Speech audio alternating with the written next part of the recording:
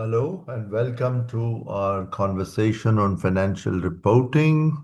In this session, we will see the process of converting decisions into financial statements. And to do that, we'll also take a few numerical examples and also one of the listed companies of India. So, mm, the process of converting business decisions into financial statements is actually the crux of financial accounting. So, business decisions, all the decisions that you come across, can be classified into three broad categories: financing decisions, investment decisions, and operating decisions. The financing decisions talk about the sources of money. The investment decisions talk about how the money is being used to acquire the assets, and operating decisions deal with the day-to-day operating activities. And it's important to understand that all these business decisions will involve financial items. And all the financial items, hundreds and thousands of financial items that you come across, can be divided into five broad categories.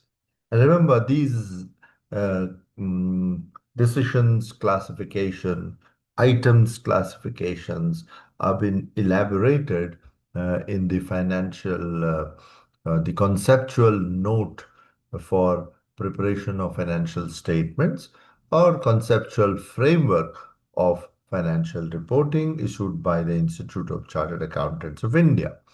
So the financial items that you come across can be broadly divided into five different categories: assets, liabilities, equity, incomes, and expenses. So every business decision will involve all of these items or some of these items. It's important to understand that as a student of business school, you have to understand the business decisions, identify the financial items, measure these financial items, and then convert them into financial statements.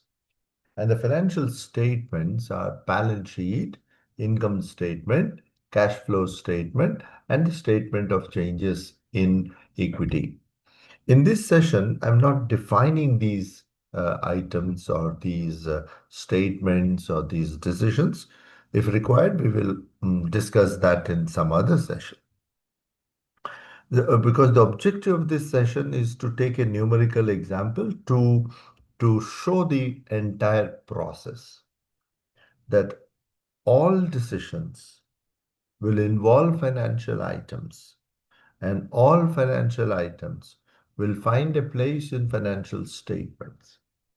And this measuring of financial decisions in the form of financial items is not arbitrary, is governed by generally accepted accounting principle.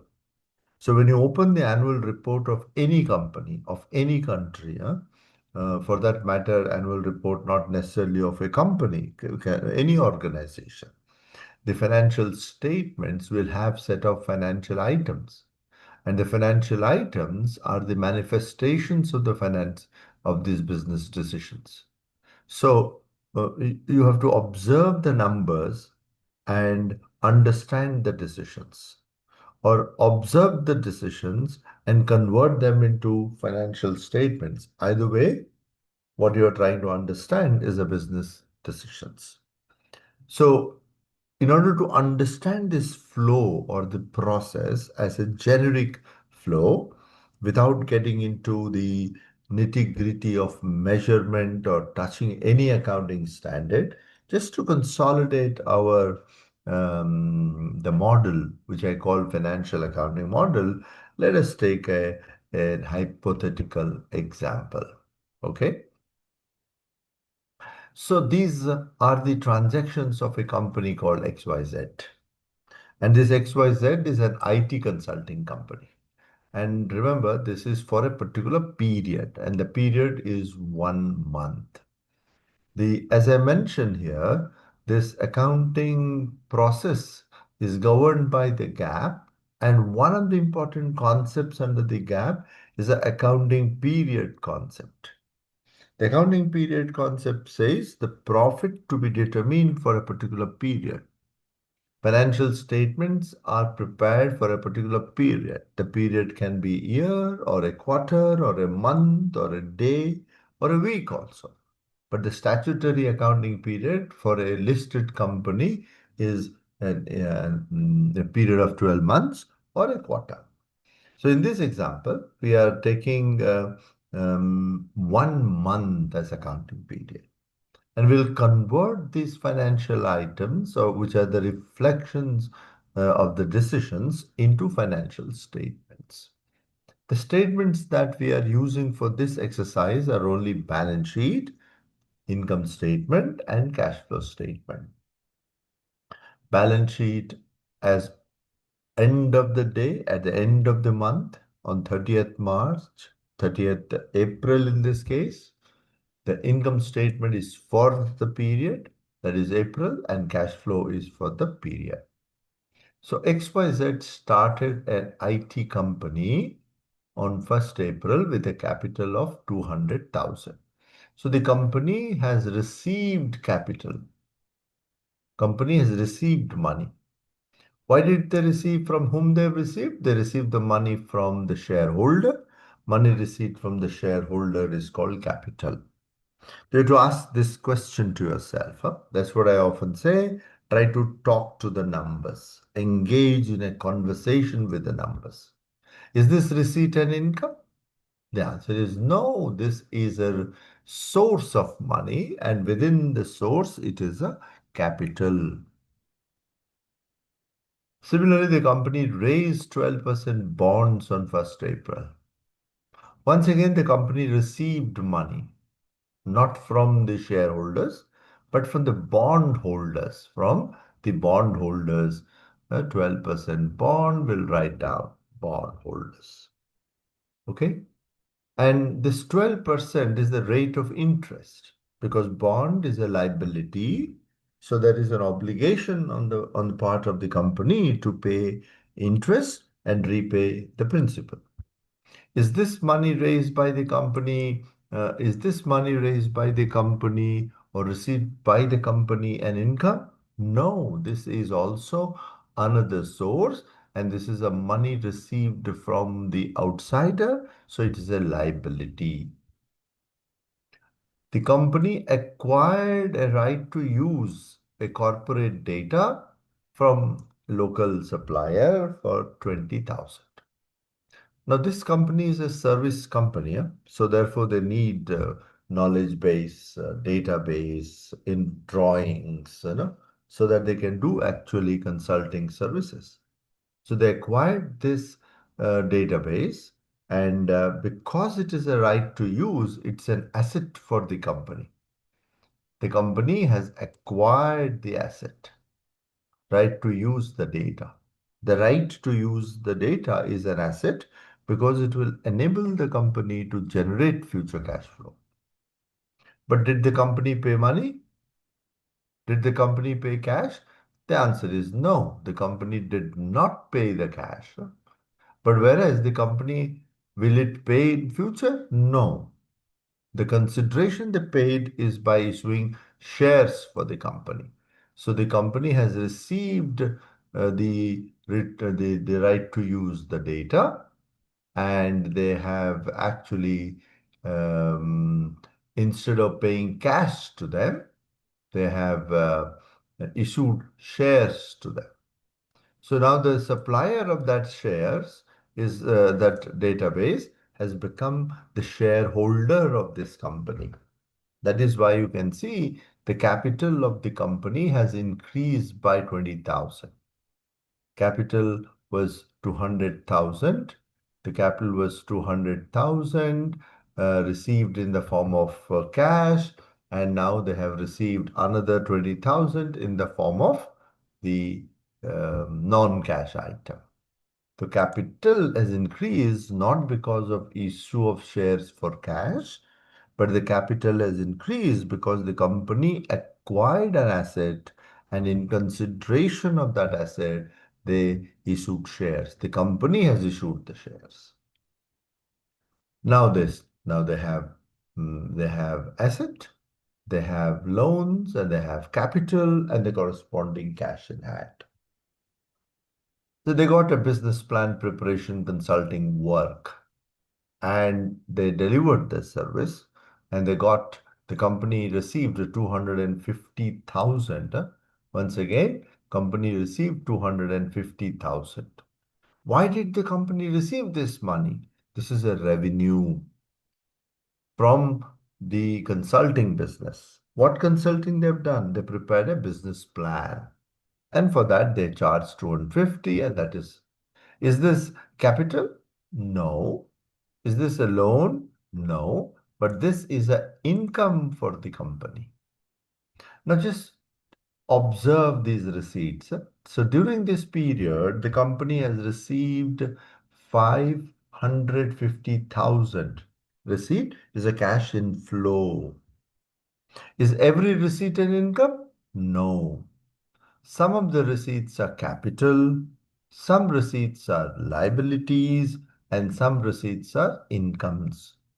So therefore, it is important to remember that every receipt is not an income. Okay, every receipt is not an income.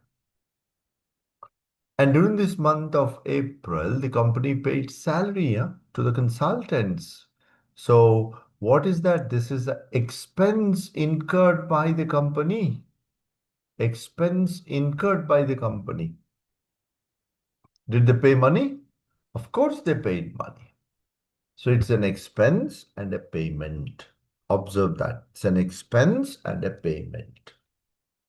Same is the case with the rent also. Rent is an expense and they also paid money to that extent. Money means cash. And they have to also pay tax at the end of the year, but calculated every month, okay? Every period for that matter.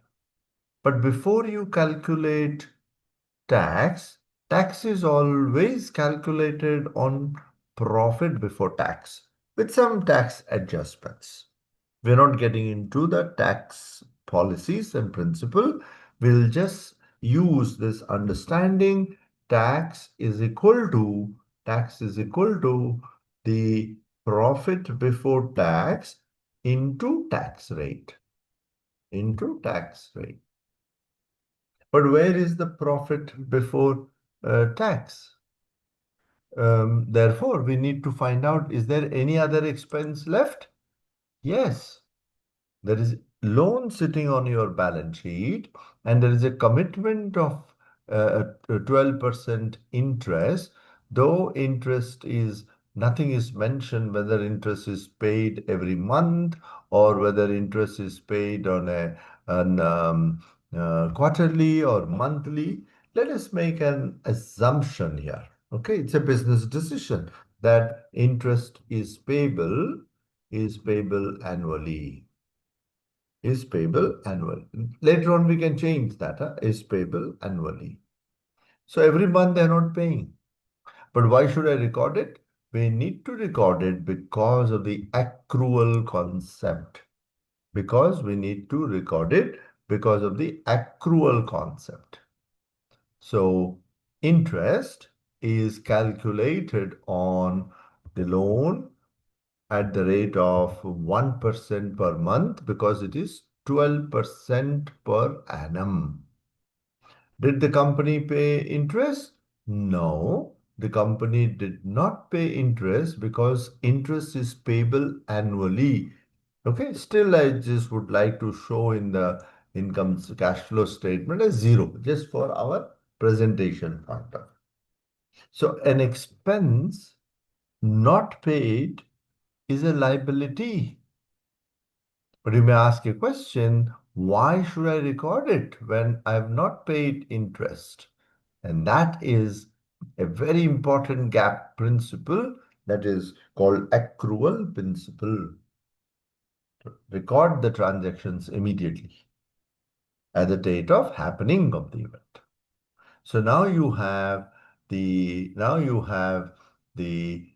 PBT, PBT is equal to revenue minus expenses other than minus expenses other than the interest, other than the tax. So PBT is equal to 174,000. On that, we are going to pay tax or calculate the tax. Okay, we are going to calculate tax, and the tax is equal to PBT into the tax rate. But unlike interest rate, remember this is not 25% per annum. This is the rate of tax. So tax is equal to rate into profit for that period. Okay, so PBT minus tax is PAT. PBC minus tax is PAT. Now, what is this PAT? PAT is a profit generated by the business. And this profit belongs to the shareholders. But whether the shareholders get that money or not depends on the company's decision. Depends on the company's decision to distribute or not to distribute. But before that, let us also decide about the tax. Tax is payable at the end of the year. Did I pay? Am I required to pay now? No, I'm not going to pay now because that is our decision. It's possible you can pay, but we have decided that we are going to pay annually. So if tax is not paid in the current period, so tax payable is a liability. Just see both of them together. Interest due but not paid is a liability. Tax due, not paid is a liability. So expense paid is an outflow of cash.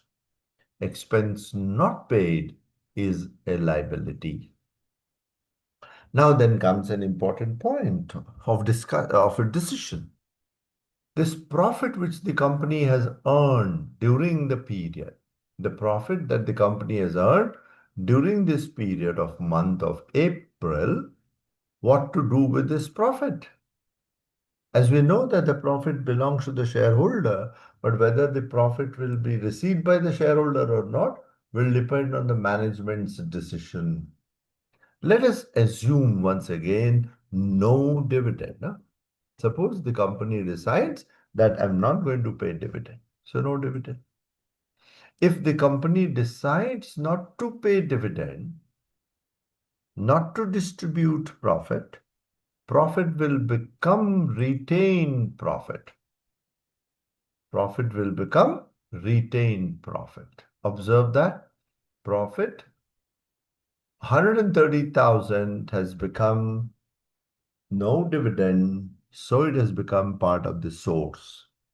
When will profit become a source? When it is not distributed.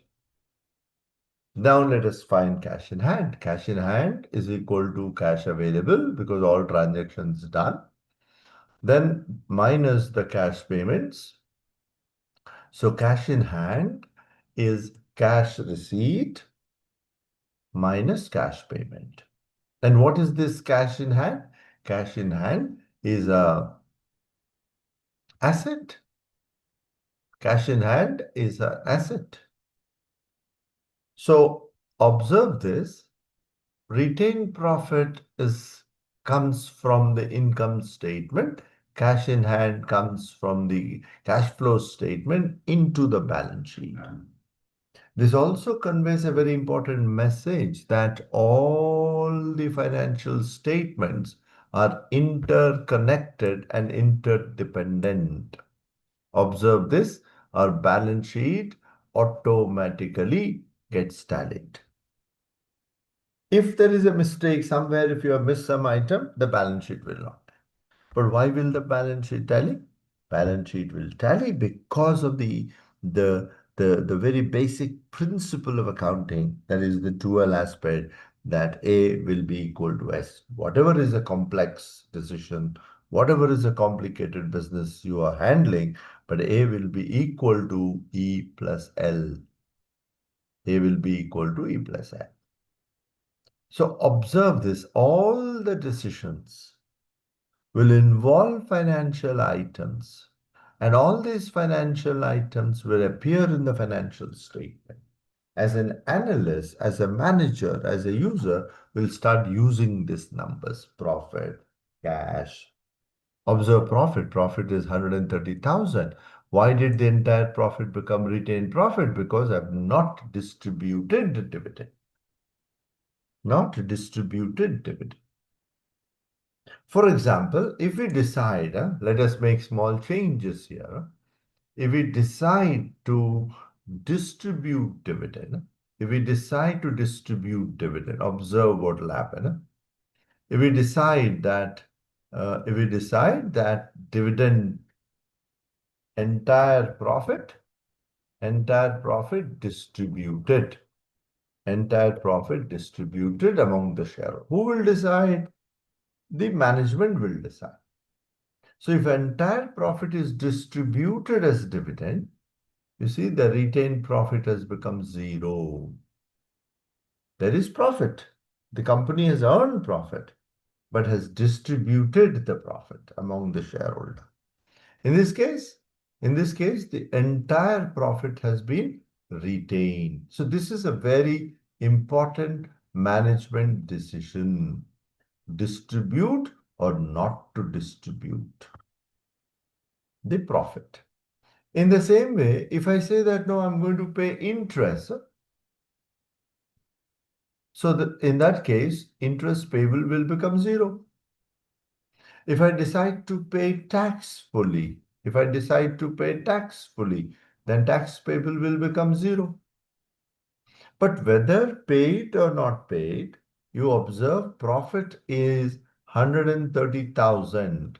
Profit is 130,000. Why? Because the profit is an accrual concept. Profit will not depend on actual cash flow. Profit is an accrual concept. Incomes for the period minus the expenses for the period, whether paid or not paid. So through this example, I just wanted to convey, show this important principle that all business decisions will involve financial items, and all financial items will find a place in the financial statements.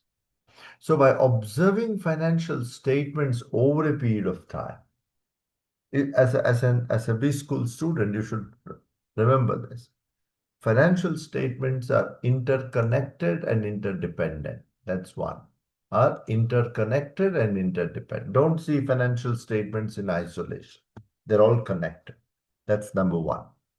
Number two, observe the financial statements over a period of time. Observe the financial statement at a point of time and over a period of time. And because then only you can understand what is happening in the company. For example, I've just picked up some data. For example, you have what you call HULs. Okay, I just picked up the data from the screener. So a screener provides data for 10 years. Balance sheet, cash flow, and PL account. Balance sheet is A is equal to E plus L. Profit is equal to income minus expenses. Cash flow is all inflows minus all payments under financing, investment, and operating decisions. But where is money control screener getting this data from? The screener is getting data from the original information, the annual reports of the company. Every annual report will have balance sheet as a mandatory requirement. They are bound to show 2 years data, current year and the previous year. The statement of profit and loss, that is income statement, and the statement of cash, the changes in equity, and the cash flow statement and the statement of cash flows. Every listed company is bound to show this. But every listed company is bound to show for 2 years. But as an analyst, you want to observe, then it's always you can either collect the data from the annual report and tabulate it, or go to the sources like Money Control or Screener or Bloomberg or Provis, okay, Ace Equity, and then use that. I'll just take 1 minute to show you, tell you something important. Observe. The company is making profit. HUL, this is HUL's data, all are in crores. The company is making profit. This is profit for the period. Okay, the company is earning profit from 7,900 crore has gone up to 10,600 crore. What are they doing with this profit? Now that you can understand by seeing the reserves, okay? Observe, you can, let me just take only last 2 years, 24 and 25. The company's opening reserves were 50,000, but the company made a profit of 10. So 50 plus 10, the reserves or retained profit should have been 60,000 crore.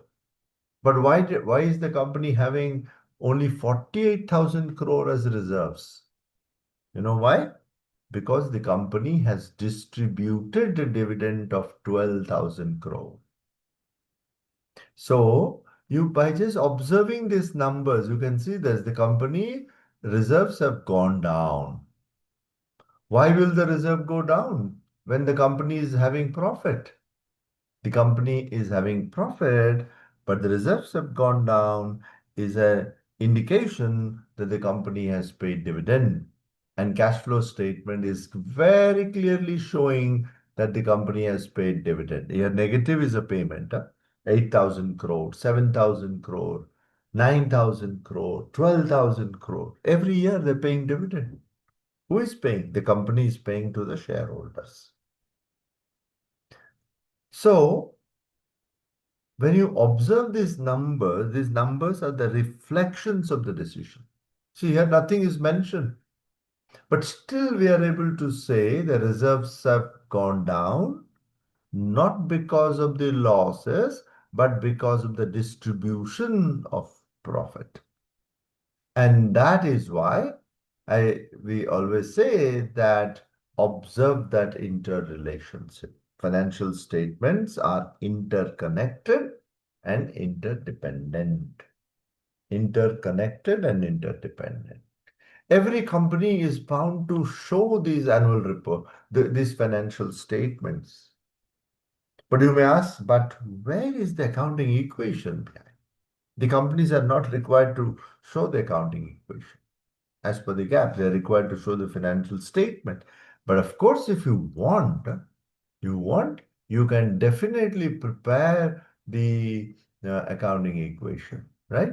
You observe the accounting equation, and accounting equation the will definitely have the same information. You see this profit 130,000 and 130,000. So the problem with the accounting equation is it is not transparently, explicitly showing, what are your incomes, what are your expenses, what are your receipts, what are your payments.